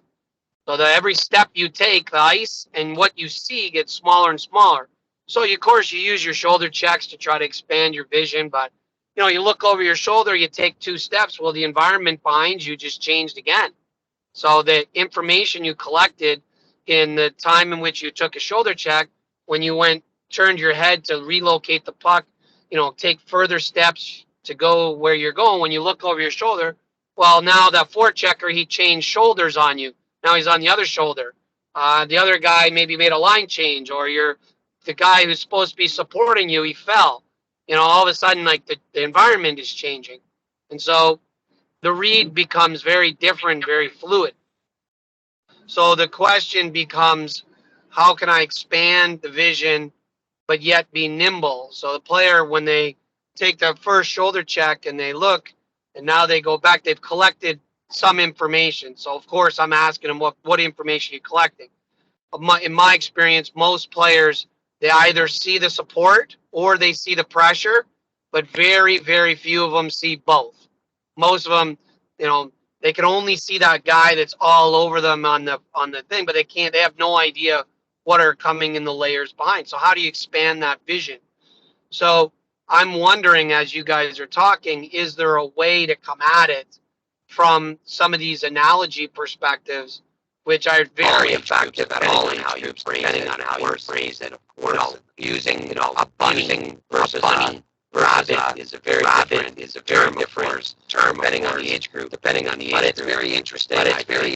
I think this is the role of the coach. As the player is going back, with as much information as you can. Information is very interesting. So I think on these retrievals, kind of my world right now. Trying to understand it at a level which I can be a better coach. Curious, anybody done any work on expanding vision, getting players to react, on changing environments, ultimately what communication you've used that allows them to make better decisions when they get the puck to facilitate exits. Go ahead, Wally. Yeah, I just wanted to throw in, I don't know if this is totally in line, but watching hockey today at the highest level compared to my day, playing 5-on-5 and then becoming special teams back in my day. And the analogy was, in power play, you have to play chess, not checkers. Well, I think today, Darryl, the game is you got to play 5-on-5. You got to play chess. It's not as much the checkers. So the expansion of the vision, to be more aware of the surroundings and learning to cope with it without fear of failing in those situations. Hey, it's true at any level. The highest, they suffer pain just like the kids do. It's how the situation is addressed and approached. So permission to fail is huge. Thanks very much. Anything else to add to that, Darryl? No, like I said, I for me, this is a real thing. Like it's a lot of times the defenders going back, there's a speed differential disadvantage because the real threat was ahead of them. And then now the puck is getting dumped, not from the original guy that's the furthest up the line. It's like F2 or F3 is actually the one, or the D. And so you've gapped to the wrong player who's not going to necessarily be the threat. threat's actually coming from behind that. So you're at a speed differential disadvantage. So when you go back, there's just a lot of problems. And so when you do go back, the expectations you're going to solve the problem, and the best people in the world are doing that on a very consistent basis. But a lot of it has to do with the way in which they're able to deal with changing environment. Because the thing that you look over your shoulder and you see that environment is going to change. And so being able to adapt and adjust. And I was just curious, like, to Wally's point, I'm dealing with it at this level, but and everyone is dealing with it at that level because it's a very difficult thing. But it's the same problem for a 10-year-old going back, because the speed differential might not be actual like positioning. It could be actual speed. The kid that's coming at you is, he's the same age as you, but maturity wise is 2 years older, and he actually has power. And now the speed coming at you is just so much. It's more than you've ever had to deal with before. So these are real problems that happen to all players at all age groups. That's why I was curious to hear if anybody had anything that they had done as it related to language, or as it related to these things like that you're talking about, as it relates specifically to, organizing an exit, knowing that for the most part, most players see either the support or the pressure, and that just a small percentage of people actually see both and are able to make decisions based on both. It's a real challenge. So I was just curious if anybody had done any work in that regard, because I'm open for any and all ideas at the moment, because I'm deep in this type of study. This is the type of thing that keeps me up at night. And so I could use a good night's sleep if someone could help me with something that they've done that could lead me down a different perspective than I've been chasing so far. This seems like a great place to pose the question. Darryl, my thought as you were talking about that, and it's really a pretty obvious one, I guess, but my thought is, in terms of expanding the vision, because I went back for a lot of pucks in my day. The best vision expander for me would be the goalie, my partner, and the closest forward talking to me. We had, and Terry, who's on now, Terry Johnson, we always used to talk about making your ears your eyes. But so that verbal communication is critical, and I think we all know that. But that is one of the biggest pieces for me in terms of expanding that defenseman, in this specific example, expanding that defenseman's vision of how things are changing behind him would be, and really tying to, Tarasov's concept that the puck carrier depends on the four other players in high-level intelligent hockey. It's not the puck carrier's responsibility to decide what to do. It's really, that decision is dependent on the other four players. So the way they can help out is to communicate in that situation. And then right after I had that thought, I go back to the foxes and the dogs. So if the dog is obviously the D going back for the puck, the two closest support players are the foxes. And so now I was thinking, so maybe we need to change the fox analogy and make them coyotes, because coyotes often, I think, or maybe wolves hunt in packs, and I don't know if foxes or coyotes do, but the two foxes behind the dog would be smart enough to communicate with each other and with the dog and work together. And so you might not want to use that concept with your NHL defenseman. They may laugh you out of the rink, but the communication is the big piece there for me. I got a question here. And Tim, I'm just going back to simplicity and allowing the kids to think freely. And as you move up the ladder, you can increase your expand your awareness. And I know at Darryl's level, the biggest thing I've learned from Darryl was a session he did years ago with Kane and a number of others, viewing video and Kane describing what he was thinking. They all became more aware of, you can think more, there are more things happening. They expanded their ability to think. Al, I see your hands up, and I'm thinking in the back of my mind, the ability to think and feel free to think starts at your level. So Al, can you comment? Yeah, I 100% agree. It definitely starts at our level. It starts like from U6, I would say, when you first get them. But I think that's a really interesting point that Darryl made about having some kind of an analogy to be able to kind of relate, feeling the pressure and being able to see their options, support options. So I'm going to play with that because that's something that we've been kind of working on a lot, but I haven't really come up with an analogy for it.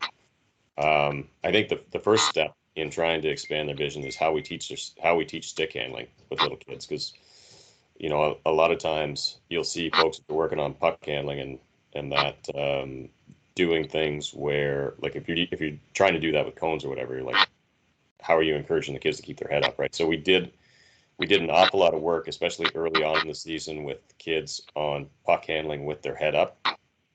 I know with my little guy at home, like that's 100% what we focus on when we're playing at home. With the stick handling is like, how can we design a game so that it forces him to have his head up and not look at the ground, right? And so much of what kids, like, especially if they're trying to get drills online or they're watching Instagram or YouTube, it's like the stuff that they're seeing is people doing things with cones or pucks or whatever, and they're looking down, right? So that's step number one. What we've done in this area is like starting monkey in the middle type games from a retrieval, so that somebody's got to go back and get the puck. They got to check their shoulder to be able to see where the monkey in the middle is coming from, and then be able to make a pass to one of their support players. So I'm going to play around a lot with that, Darryl, because that's an area where we need to work on. Our kids see pressure really good, but being able to pick up the support option from a retrieval is a little bit more difficult for them.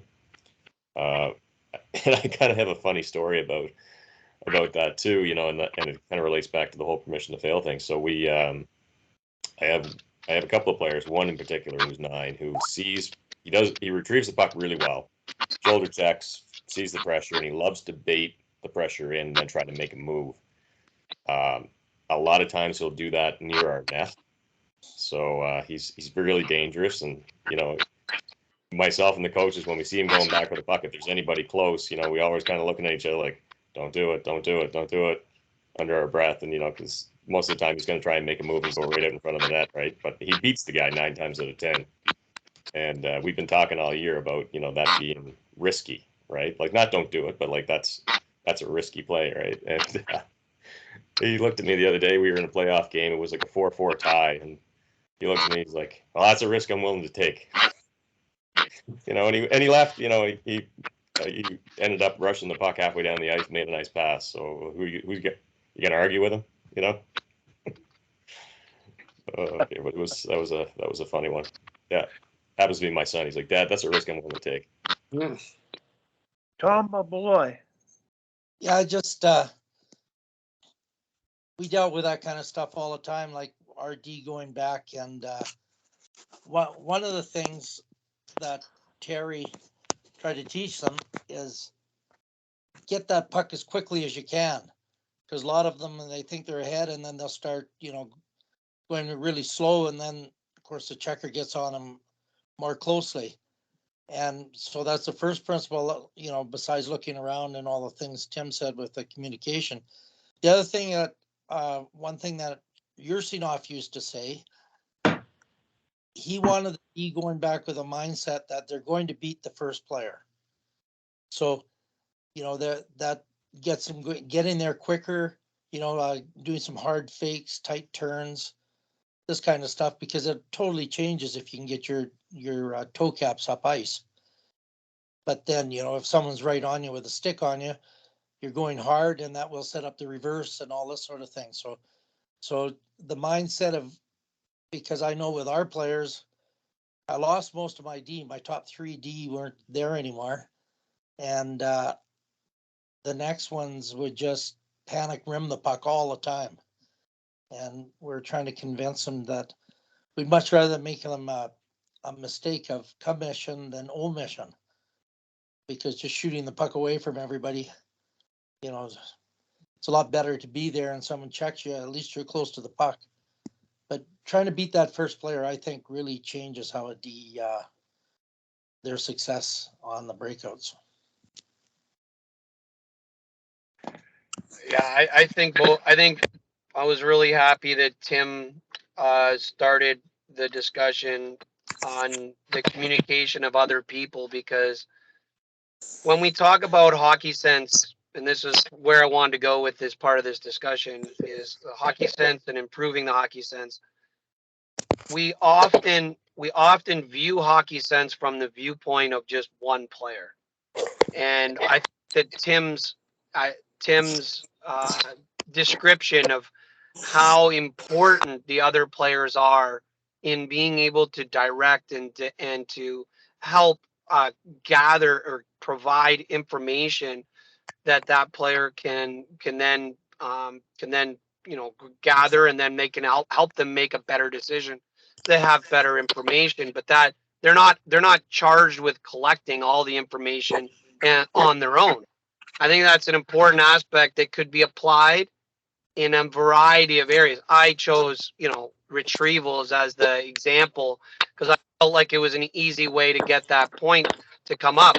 But now that it's out there, I think that it's a really important piece as it relates to hockey sense and improving hockey sense of all the players, is to get them to understand their responsibility in that everyone is responsible for providing information, talking to them, presenting themselves a certain way, etc. Like even past presentation, how do you present yourself in a way non-verbally that tells the person I want the puck, or I feel like I'm in a good position. Like there's so many things there that are relatively easy to teach, but you got to be very consistent with it, and it can make a massive difference. So Tim, thank you for a really good explanation of exactly what that actually is. And then Tom furthering that up about providing players with the actual objective. What are you trying to do? Well, you're going back for the puck. Well, we need you to beat F1. That's your number one goal. Don't worry about anything else. Get there first, beat F1. We'll figure it out. We'll figure out the rest of it afterwards. That is also an incredibly powerful tool as it relates to hockey sense. What is it you're exactly trying to do? Hockey sense, I think, is driven a lot by purpose. Players understanding the purpose of the play, the objective of what you're trying to get out of it, and then like I said, collecting the information and deciphering the information that best allows you to execute that purpose. I think those two things that you guys brought up, I think, are really important, and it can be used at all levels. So I got to jump off now, but I was really happy that we were able to get through that because I think those are important pieces to continue to discuss. Yeah, thanks, Darryl, and thanks for joining, Darryl. As you were talking there, it's been a long-term problem. I think I noticed a lot in the female game, and it may be directly related to confidence issues that many females have. They're not innately self-confident. Studies on that we've talked about in the past, and yeah, like in coaching female teams, we are always in their ear about, hey, communicate, talk, help out your partner, help out that forward in the corner, trying to figure out what to do next. Females are reluctant to do that, don't seem easily adapted to doing that, and it may be related to their own sort of, and not everyone, of course, but largely inherent lack of self-confidence on some level. But I love your concept that hockey sense is driven by purpose, because that is so true. What are you trying to do? How are you going to accomplish it? That's really what Hockey Sense is all about. So great. Thanks for joining again, Darryl. I know you got to jump off, but and I'm not sure who's next or if anybody's next. Well, I just like to go on a little bit about what everybody's talking about. It's amazing the scope of development that goes on in learning to think and make decisions as a young child. And we don't teach kids to think at school. Problem solving, the Socrates method of teaching, and Jordan has talked about this. It starts with that, getting them to think. And simply, the simple nature of it is, how do you get coaches from yelling, telling them what to do, embarrassing them, not giving them permission to think, to telling, where hopefully that's not demeaning, but you're still directing. And there's times they need some direction. But the degree of asking and the question that what I wrote down about Darryl was that the player has to think about, what are they doing? What's the purpose of the situation? What are the options? They have to do it to really digest the entire environment, to make an error so that they can be successful. And what I've heard in the process here is, like Al mentioned, well, he's got to work on many little details. It might be quick, close support. It might be, teaching a front foot T-stop for the support winger coming to the goal line on a breakout, being available. So anticipation and timing, all those things come in, and that's what good coaches do. They develop the skill set to keep their head up, to carry a puck, and to support one another. But now they have to allow the players to make decisions without interfering with their thinking in a way that's demeaning. And that's just the only thing I would like to add. Barry, you've got your hand up, and so does Tim, so I'm not sure who would go first there. Go ahead, Barry. Okay. I actually, interesting, all the stuff that Darryl said, he had to go, but just to finish off on that is, we try to teach kids at an early age, yes, you have to have individual skills, but you to play the game to beat another team, like a power play is the 2-on-1. So mechanical advantage is critical, and teaching them how to end up doing that, like thinking to support your partner, whether it's on a breakout or an entry or whatever. But to go, Wally, with what you just said, and I think most of the time, years ago, I did education for that, and what was back then, how they taught us to teach kids, it was called guided discovery. So you give a kid a ball and you ask them to kick it over, through, behind, around, whatever, 100 different ways, and they figure it out. And then you, the teacher, just point out and give some directions. Well, it's almost like clothing. It comes back in style, and it's amazing that was 50 years ago that I learned that, or 40, and now suddenly we're talking about the same concept. And guided discovery, working with what Tom did years ago with small area games and the importance of it, makes such a huge difference, because you can create game situations in small area games that fit exactly any concept that you want to talk about here, again, whether it's a breakout or an entry or net drive or whatever. So giving the players the situation and then having them work through it, and they're going to find different ways to be able to explore and get it done. Go to the fact that we don't want them to, we want them to fail, and allowing them, giving them the permission. So all the things that we've talked about this morning really do fit together when it comes down to how should we work with teaching coaches how to get to that next level. Like, the kids today are so different, we all know it, and I think the stuff that we're talking about here, it's breakthrough in one way, and yet in another, like I say, it's 40 years old.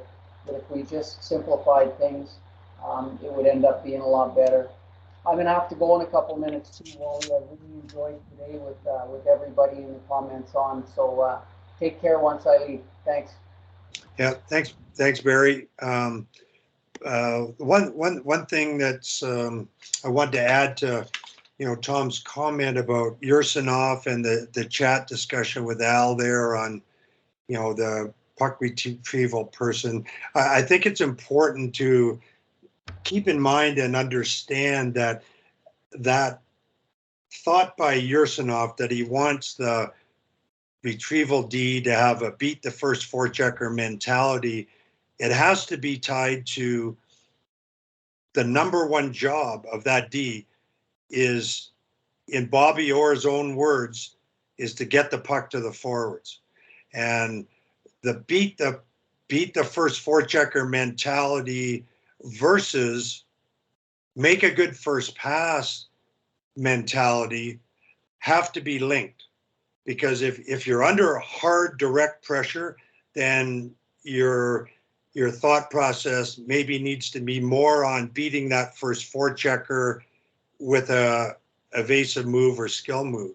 If you got a little bit more time and space, then your first thought needs to be to identify where the first pass is going to go that will help beat that first forechecker. So they need to be closely linked. And again, that's going to come back to a large degree on and be dictated by communication from the off-puck players. Because as Darryl very accurately pointed out, things changed every second. And so, with my back to the play, going back for the puck, I can't see everything that's going on behind me. It's imperative on the three closest players, the goalie, the first forward back, and maybe even and your partner as a defenseman. It's imperative that those three players communicate with the puck carrier, and that sort of greatly enhances the opportunity for a good exit, clean exit. Go ahead, Wally, and you're muted. I just wanted to relate what we've said to the playing chess 5-on-5. Really, we teach the fundamental skills and creating time and space, like the evasive tight turn and getting your toes up ice with the puck to make a good first pass. And, I think we teach that well, most coaches. There's some that fundamentally don't, and the kids consequently have to learn it themselves, which is a good thing. But one thing that I saw Brad Morinka do years ago at a hockey school, which to me was like playing chess, not checkers, on breakout. They had naked breakout and did all the options. They had deliberate options, but then they practiced breakout where they had to look the other way and make a pass. So look to the winger and pass to the middle. Look to the middle, pass to the winger. And I'm wondering, Al Ramsey, with the young kids that you've got, when do you do that? At what age level will you practice that deliberately? And that's the art of coaching. It's the right stuff, right amount, right time, and of course the right way. So, Al, can you comment on everything? Oh, I think you can start that right away, Wally, that idea. But I think so. What Tim was saying about linking those two things together, I think is 100% right. But I think we can do everything we want in practice, right, to try and teach this stuff. But in my mind, what it really comes down to is what happens in the game when the D goes back, tries to retrieve it, tries to beat the first guy, and they take it from him. Or what happens if they try to beat the guy to make a pass and the pass gets intercepted? Like how do we react when that happens in real time in the game?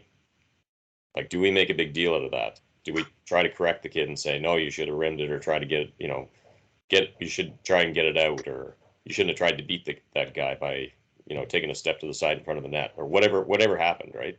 Because that happens all the time, and it's often well intentioned, right? Like trying to correct. So we need to be really, really deliberate during the games in how we talk about these kind of things, I think. Because you really, like what Tom was saying about players coming back and like trying to get them out of the mindset of rimming it around, like that starts when they're little. That starts when they're really little. Like we're seeing that already right now with kids that are playing on teams that, they've been allowed to do that kind of stuff and the way that they play versus kids who are not and will try and, just unload it. Like you can see it. You can see it in the kids when they're playing. So that's the first question that we need to. And Wally, that goes back to your mission statement exercise and having that conversation with the parents. That this is what we're trying to do. This is what we're willing to accept, as parents and coaches, right? And this is how we're going to let the process go. Yeah, I love that, Al. And I think the well-intentioned error is really important recognition. And I'm going to sound like the broken record that I am. Approach, outcome, response. That's how the coach needs to react. Not a yell, not a don't do that, not a what the hell are you trying to do? It's like it's a well-intentioned error. Your defenseman was trying to do the right thing. So the coach needs to acknowledge that. Hey, I know you were trying to do the right thing. What happened? What was the outcome? Oh, well, my pass was too soft. I passed it to the middle when I should have used the boards. Okay, so that's what happened. What can you do differently next time? Well, I can get my head up and look a little longer and maybe make a harder pass or, look to the middle, pass to the wing. The whole approach, outcome, response process is critical to good coaching, developmental coaching, positive coaching.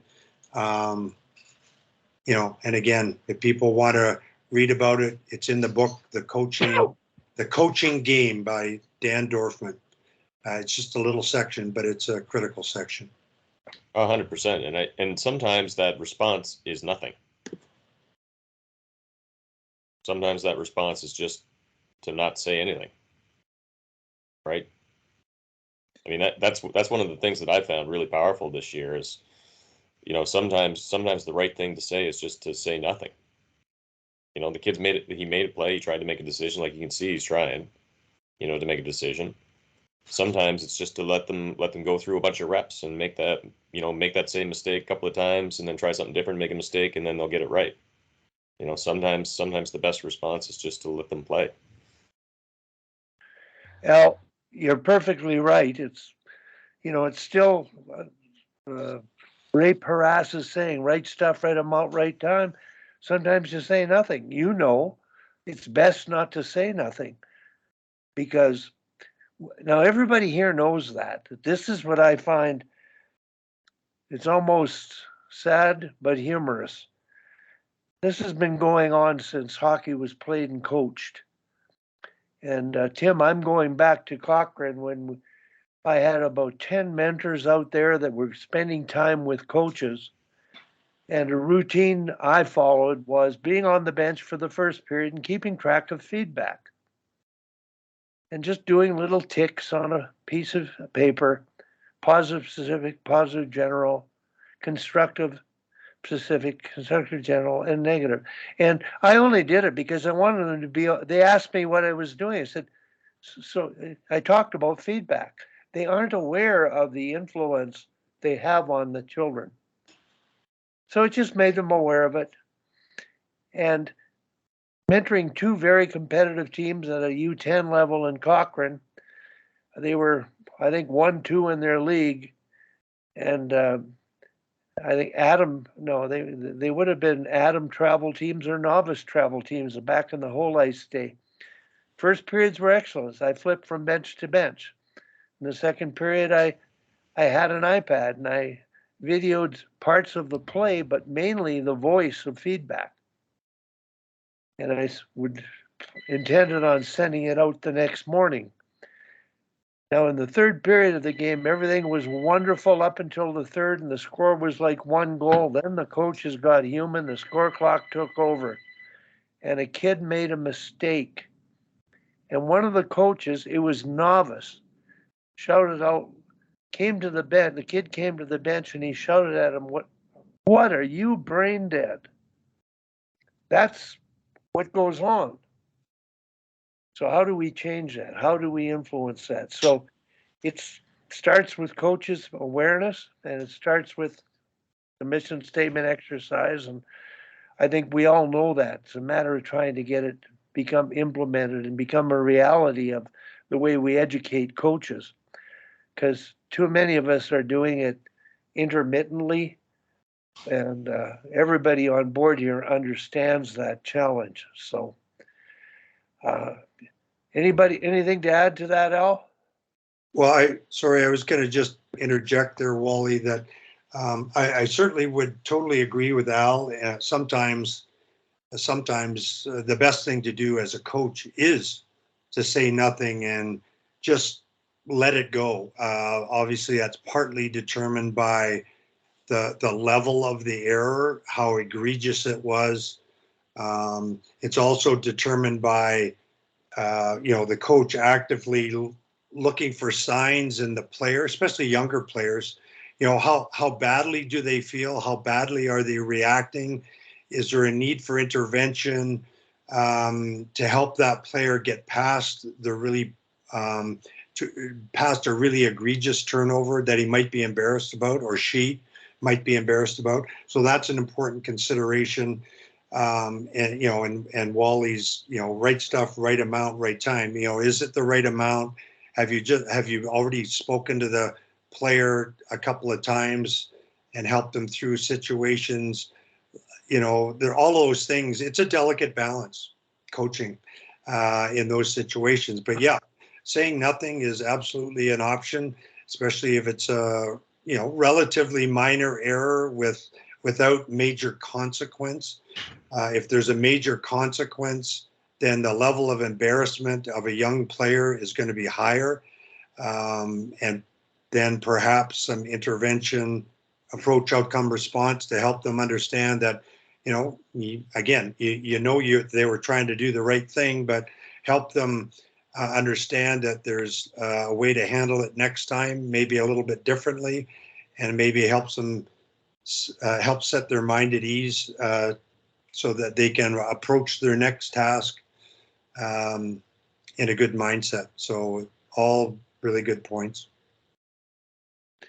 I want to welcome Terry Johnson. It's been a while since you've been on. I hope you're on, Terry, not just away from your desk right now. Terry, can you say hello to us?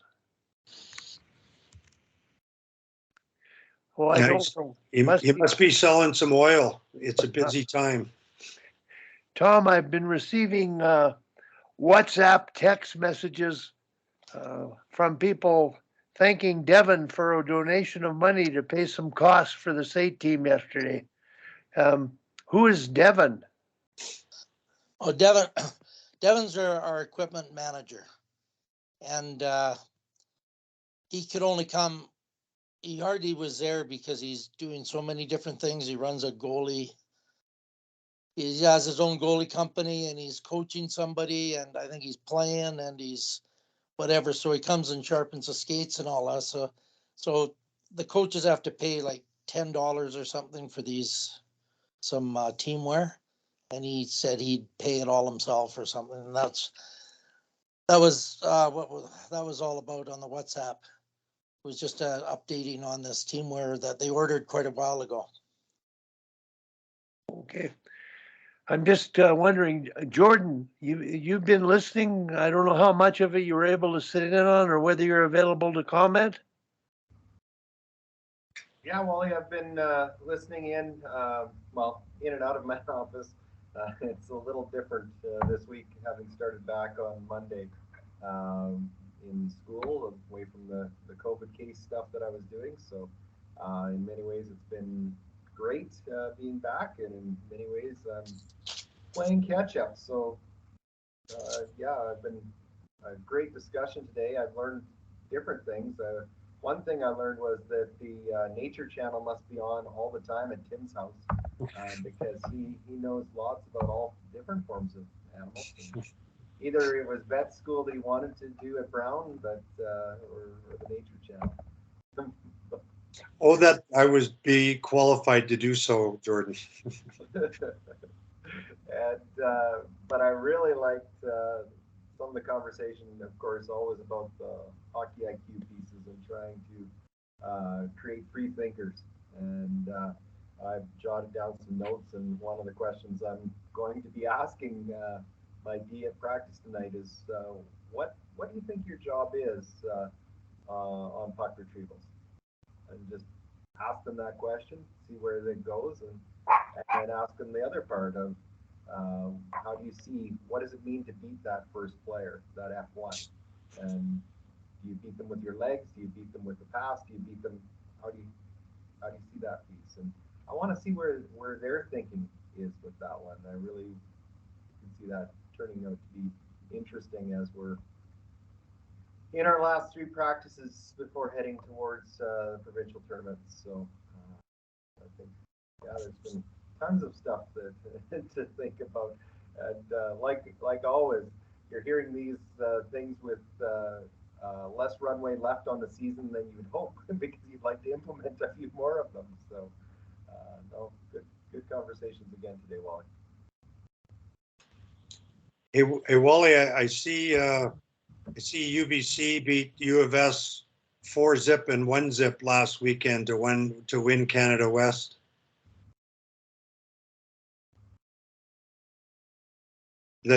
You're muted, Wally. The second game was in overtime, but I think UBC outshot them like 30-13 or something like that.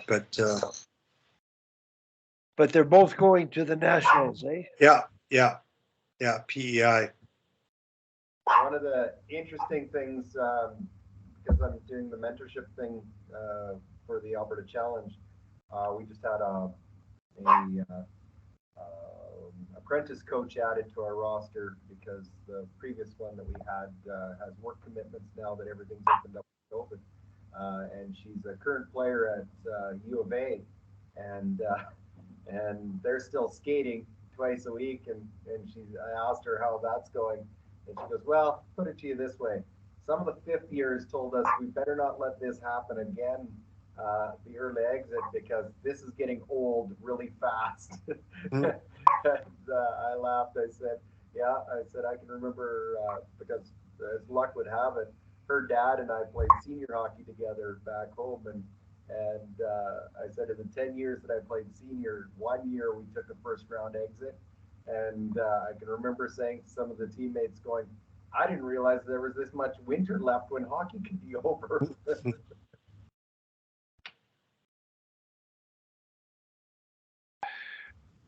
Listen, I wanted to talk a little bit, and it does relate to coaching at every level.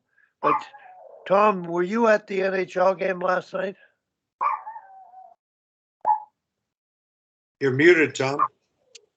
No, I just watched on TV. I didn't want to go that late, and my grandson just got back from Kindersley. Yep. He asked if he could. One of his friends came in town that's never been to an NHL game, and he asked if he could have the tickets. So I said, okay.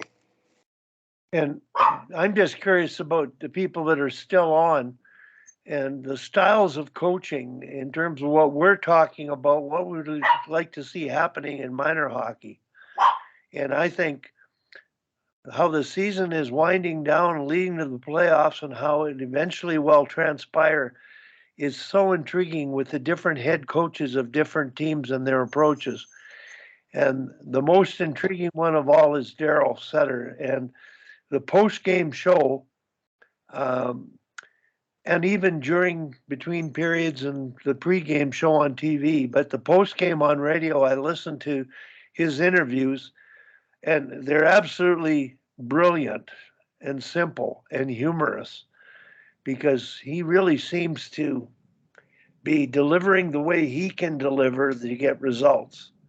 And it won't be necessarily something that's going to work for every coach because you have to adapt, like Darryl said, to your age group, to the nature of the group you've got, and at the pro level, the same thing. So I'm really curious to see how it's going to transpire and how long Darryl will keep doing what he's doing with the Flames, but he certainly made inroads, and I don't know how to explain it except whatever he's doing is working for him.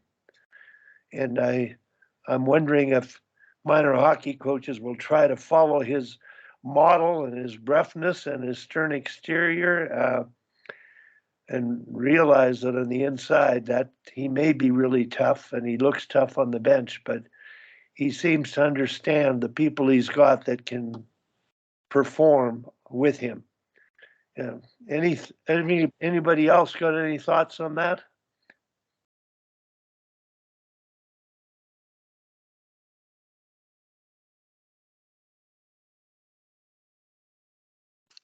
Okay, I don't see Terry, so I don't know if he's on. Jordan? Well, I think that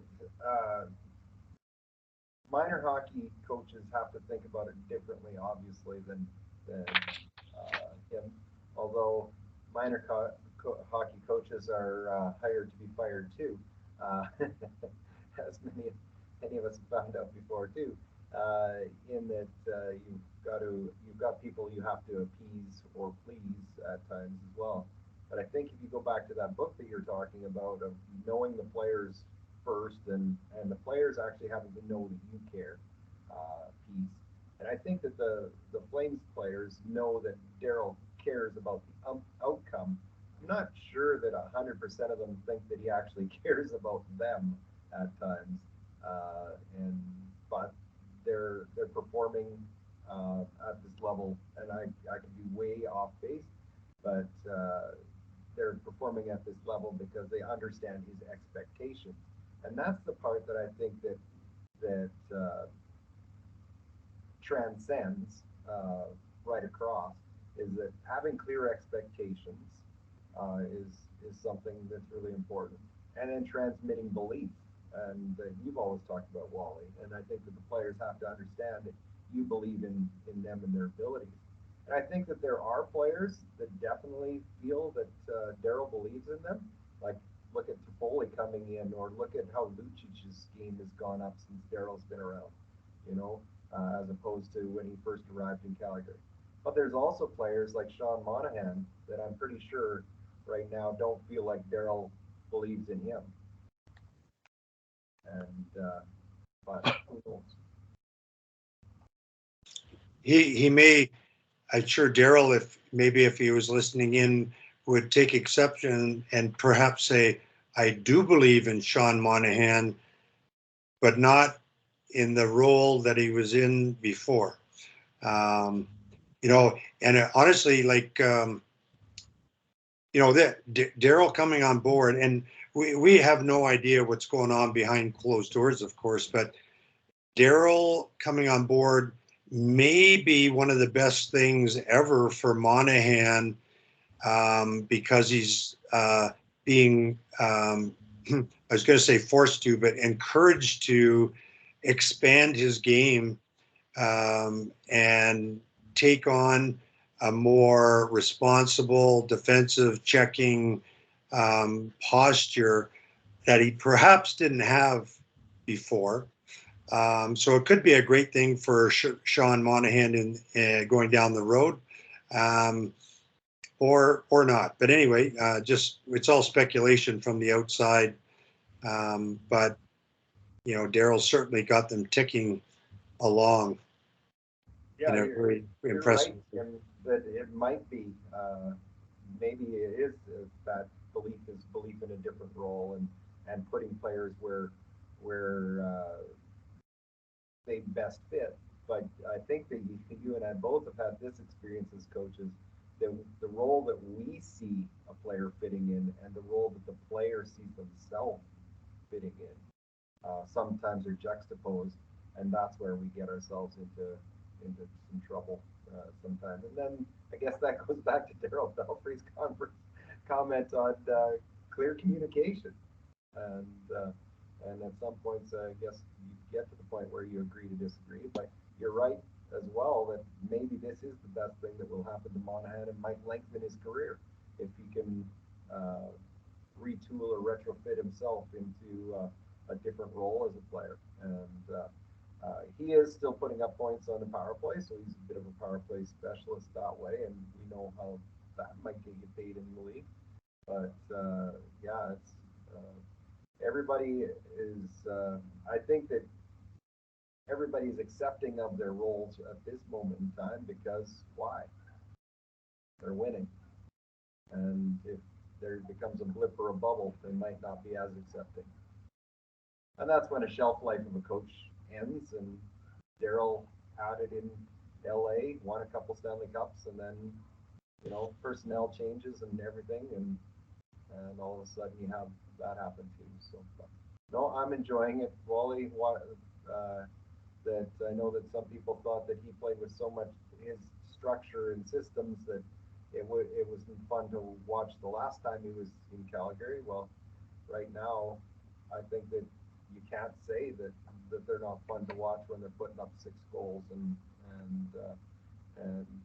well, I don't have the stats in front of me, but their goals for has to be pretty well up there in the league. Definitely not in the bottom half, that's for sure. Yeah, I just had another thought that like on Monahan, I mean, he you know, over his career, obviously he's been a tremendous offensive player, you know, sort of a 25 to 30 goal guy every year, and he's got 8 this year. He's certainly is very enticing trade bait, and I would have been very much of the mind had anybody cared to listen, and of course nobody would, but I think the Flames should have put in a really good pitch to get Sherratt out of Montreal. I still think they're a little bit green and vulnerable on the blue line. They have moments where they do, and they all play great at different stretches, but if they could have added a D of Sherratt's quality, I think their chances of going deep would have gone up exponentially. And Monahan might have been the perfect trade bait for that. You know, being a proven offensive player, maybe somebody Montreal is interested in, maybe not. But I think Sherratt, and it would be interesting to know whether Brad and the group, how deep they got into those waters, because I think he would have been a terrific piece for them to add. Even, you know, as good as they've generally played defensively, I just think they have big moments where they rely too much on Markstrom, and there's a few too many sort of poor first pass decisions by the group. And I would say, generally speaking, Tanev accepted. He's pretty rock solid. No, I think my point on Darryl was he's really good at the art of coaching his way. You know, he puts Monahan out with different people at different times. He gives them some power play time here and there. He's still with the team when I never thought, number one, Darryl would last this long, but he's obviously, as a coach, adapted. And the fact they're producing so much more offensively and playing so well defensively is a tribute to his art of coaching. And I'm just looking at the playoffs and thinking, like,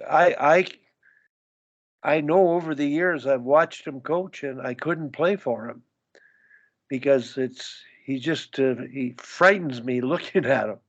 He's a very big and illuminating figure, but obviously the trades are people that he's familiar with, and the new player they've got, I don't know anything about him from the Kraken. Does anybody here know anything about him? Who is it? I'm not familiar. Gronick from just a Swedish kid who's a friend of the two of the Swedes on the team, like best friends. He's a cousin to Lindholm. What's his name? I'm wondering if anybody has got it. I know I looked it up this morning, but I don't recall it off the top. Wally, part of Darryl's charm is his demeanor, that he scares the crap out of people. But he is my very brief goings interactions with him, a really terrific person.